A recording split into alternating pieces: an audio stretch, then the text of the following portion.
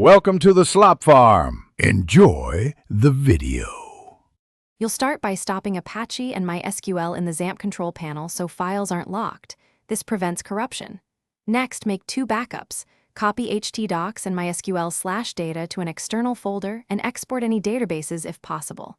Also save your PHP, ini, and HTTPD. Conf so custom settings survive. Once done, note your PHP and MySQL versions. This helps choose a compatible new Xampp installer. These steps ensure you can roll back if something goes wrong. You should download the latest Xampp installer that matches your needs and run it as administrator to avoid permission issues.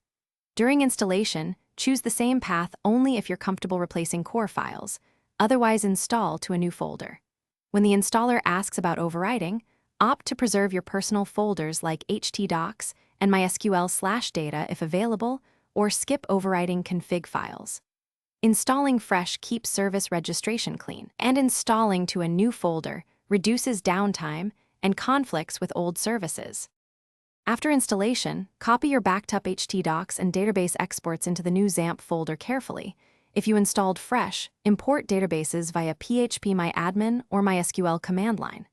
Restore your PHP, ini, and HTTPD.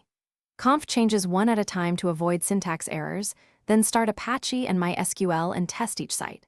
If something fails, check port conflicts, Xampp and Apache error logs, and Windows services for old instances. If needed, change ports or uninstall.